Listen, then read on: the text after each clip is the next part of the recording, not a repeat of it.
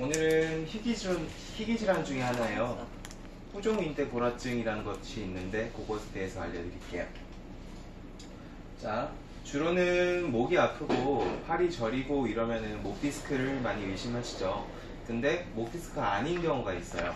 요 후종인대고라증이 목 디스크인 줄 알았는데 점점 양쪽으로 팔다리 힘이 빠져가지고 이상하다 해서 이제 가면은 요 진단되는 경우가 있습니다.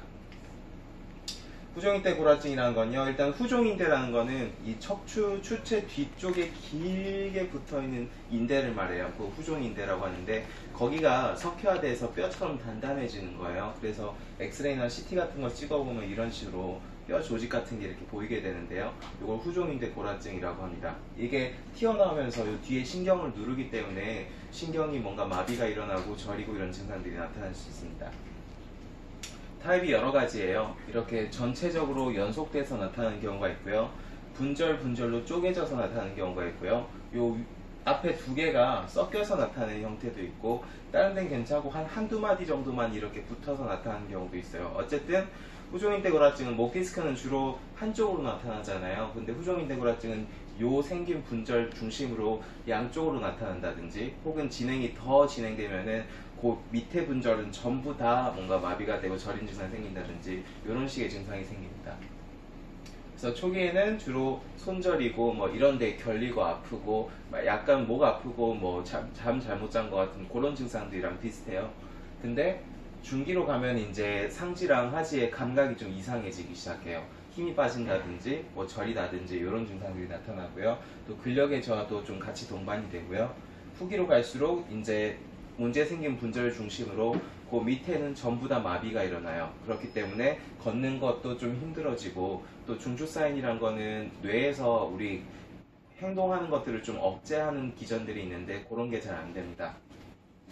그래서 그런 걸 보기 위해서 이런 검사들을 해요. 일단은 손가락을 다 붙이고요, 이렇게 쭉 들어봐요. 들었을 때 척수에 문제가 없다면은 새끼손가락이 떨어지지 않고 잘 올라가는데, 이런 문제가 생기신 분들은 이렇게 새끼손가락이 살짝 떨어집니다. 이런 식으로 검사하고요. 또 주먹을 쥐었다 폈다를 10초 정도 시켜요. 보통 한 10초 정도면 20번 정도 연속으로 빠르게 할 수 있는 게 정상인데, 이분들은 10초 유지를 못하고 점점 이렇게 느려져요. 점점 이렇게 느려집니다. 그리고 호프만 검사라고 이렇게 중지를 튕겨보는데요, 튕겼을 때 두 번째, 네 번째 손가락이 약간 움찔하는 반응들이 있다면은 이 척수에서 뭔가 자극 증상이 있는 겁니다. 그리고 이렇게 건반사 힘줄에 두드려 봐서 이렇게 튀는 게 좀 많이 항진되진 않는지 이런 걸 검사를 같이 해가지고요, 판단하게 되고요. 이게 정상인한테서도 나오는 경우가 있기 때문에 여러 가지를 좀 복합적으로 봐서 가능성이 있겠다 이렇게 보게 되는 거죠. 그래서 문제의 부위에 따라서 후기로 가면은 그 밑에 부분이 다 마비가 일어나요.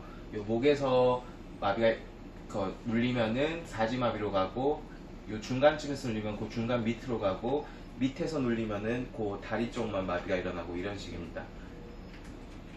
후종인대고라증은 사실 밝혀진 게 없어요. 왜 생기는지. 다만 이제 알려져 있는 것들은 인종적으로 동양인들이 많다고 합니다. 희귀질환이긴 한데 이상하게 좀 일본이랑 한국에서 많은 경향이 있고요. 그리고 뭐 외상으로 인해 생기기도 하고, 뭐 당뇨 비만 때문에 생기기도 하고, 뭐 면역질환이라든지 강직성 청취염이라든지 혹은 골다공증이라든지 이런 것들 때문에 생길 수 있다고 알려져 있습니다. 일단 중증, 이게 후기로 가면은 마비가 진행되면은 풀기가 굉장히 힘들어요. 왜냐면은 척수신경들은 회복이 안 되는 신경이에요. 말초신경들은 회복이 되지만. 그래서 이게 마비가 되기 전에 미리 좀 수술을 해놓거나 하는 게 좋고요.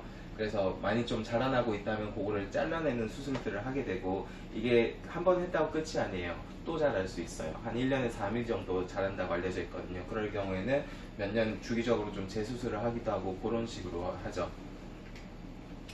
일단은 이게 계속 반복되는 경우가 많기 때문에 한약에서는 이런 게 어혈이 많이 쌓였을 때 더 많이 생긴다고 이렇게 보고 있어요. 그래서 저희 한약은 어혈침을 쓰고 있죠. 사지말단으로 피를 내서 어혈들을 이렇게 빼내는 시호들을 하면은 훨씬 도움이 됩니다.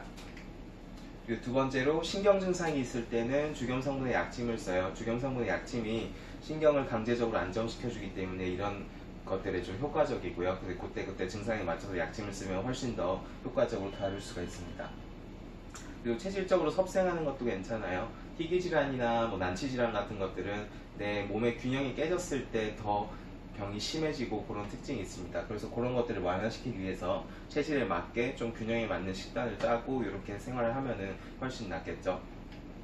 네, 여기까지 후종인대 골화증에 대해서 간단히 말씀드렸고요. 일단은 증상이 진행된다고 하면은 엑스레이나 CT를 찍어서 한번 후종인대 골화증이 아닌가 한번 배제해보는 게 좋고요. 꼭 배제해서 만약에 아직 수술할 단계는 아닌데 조금 더 진행될 수 있다 하면 그때그때 좀 증상에 맞춰서 치료를 하는 게 훨씬 더 진행을 늦출 수 있으니까요. 그때그때 치료 받으시고요.